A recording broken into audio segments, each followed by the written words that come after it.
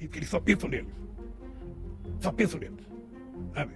Só pensam em ganhar dinheiro e acumular dinheiro. 35 bilhões de reais. Esse dinheirão é o que o governo pretende arrecadar ao cobrar impostos dos chamados super ricos.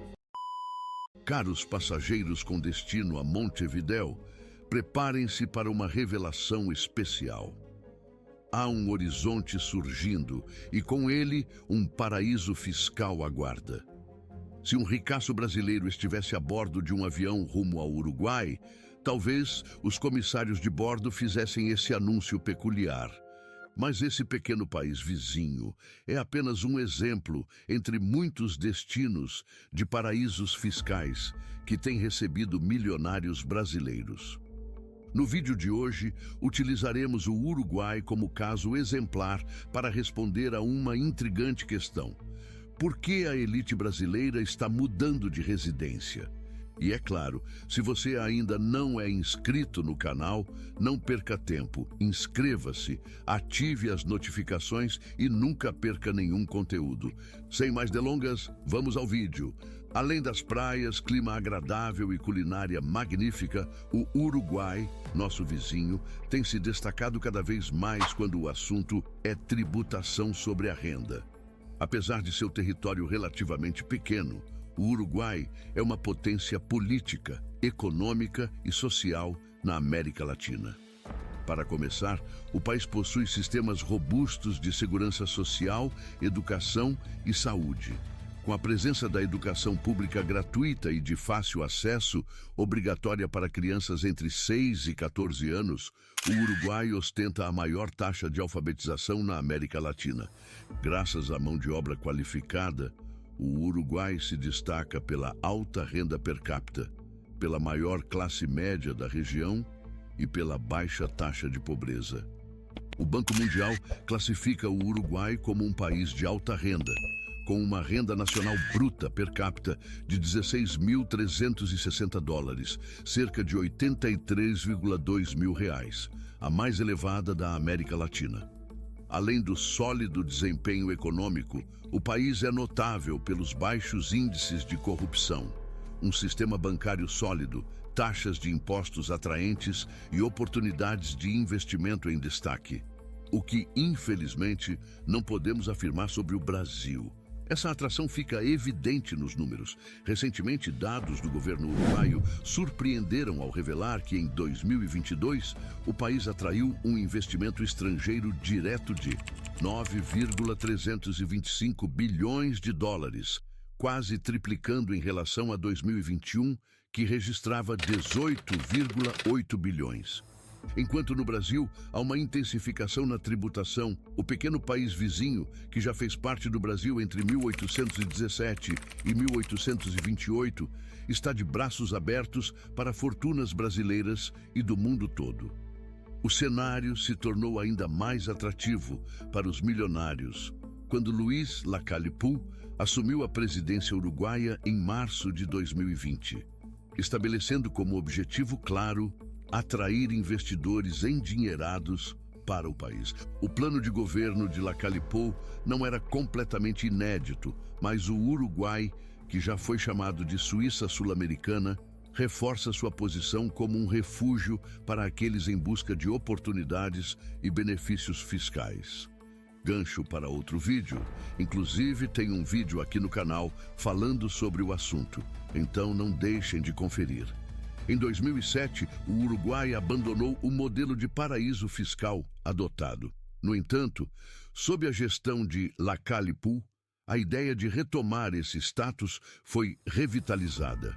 O presidente uruguaio, ciente de que o país conta com uma população de aproximadamente 3,5 milhões de pessoas, viu no retorno ao status de paraíso fiscal uma estratégia dupla para atrair investimento e novos contribuintes.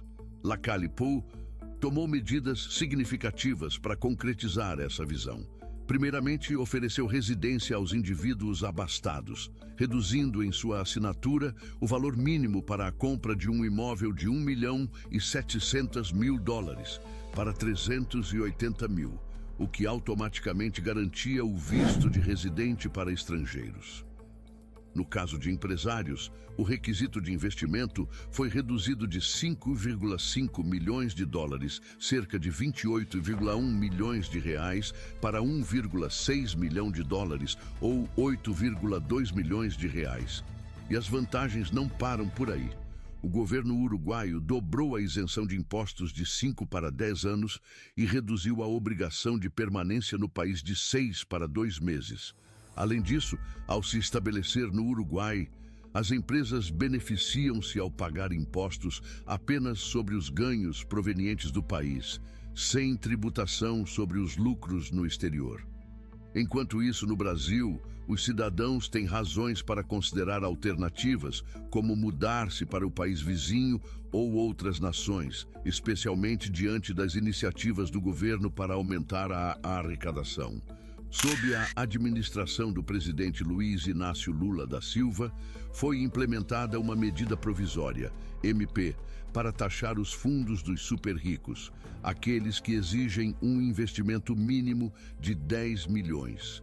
Essa medida veio acompanhada de outras, incluindo a taxação de investimentos no exterior, por meio de offshores, e o fim dos juros sobre capital próprio. Como resultado dessas mudanças, o Brasil está previsto para ocupar a 5ª posição na lista de 1.200 milionários que deixarão o país em 2023. Esse número é menor do que o registrado no ano anterior, quando 1.800 milionários emigraram do Brasil. O objetivo do governo é aumentar a arrecadação para eliminar o déficit nas contas públicas, estimado em mais de 100 bilhões em 2024, uma herança da gestão anterior. Quanto à taxação dos fundos, essa medida é proposta como compensação para o aumento da faixa de isenção do imposto de renda para contribuintes que recebem até R$ 2.640 mensais. Nesse cenário, o Uruguai se destaca como um destino atrativo para investidores brasileiros, recebendo 531,3 milhões de reais entre janeiro e junho deste ano, provenientes de brasileiros. No entanto, o Brasil parece enfrentar desafios na implementação de estratégias eficazes para atrair e manter grandes fortunas. Mesmo com propostas de taxação de fundos exclusivos com investimento mínimo de 10 milhões de reais, muitos milionários brasileiros continuam buscando oportunidades no exterior. A discussão sobre a taxação de grandes fortunas no Brasil é polêmica, e o país enfrenta obstáculos na adoção de medidas que possam reverter a fuga de milionários e atrair investimentos.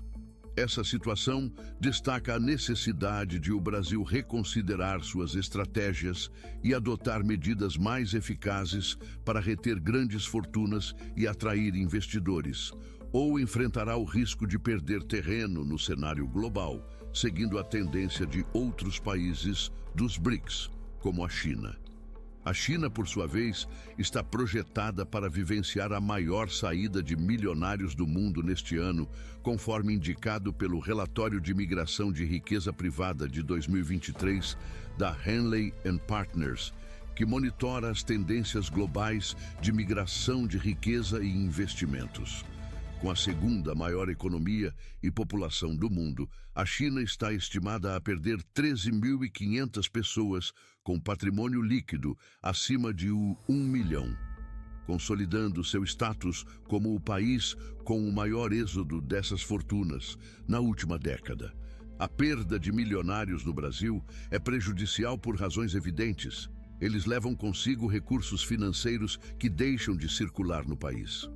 Ao consumirem serviços no exterior, contribuem para o crescimento de outras economias, enquanto no Brasil deixam de pagar impostos essenciais para sustentar salários de servidores e investimentos em setores cruciais como saúde, segurança e educação. Países desenvolvidos acolhem esses milionários de braços abertos, facilitando programas de visto, pois reconhecem que, além de trazerem seus próprios recursos, esses indivíduos promovem a criação de empresas em setores como tecnologia, negócios, saúde e educação. No entanto, A fuga de milionários não é apenas uma questão fiscal. Ela tem uma dimensão social significativa, refletindo a presença de indivíduos com senso crítico e liberdade de mobilidade.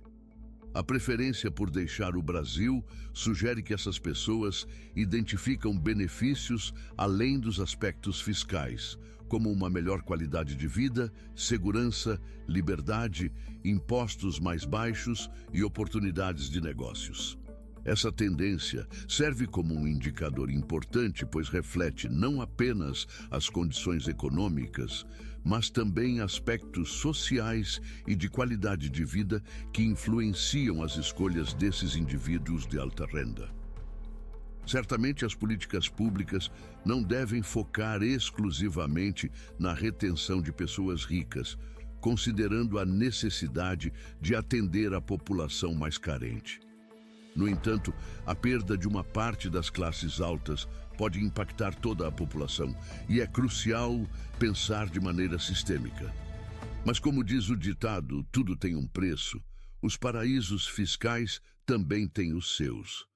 Apesar de ser um paraíso fiscal, o Uruguai, por exemplo, também tem seus custos e não são baixos.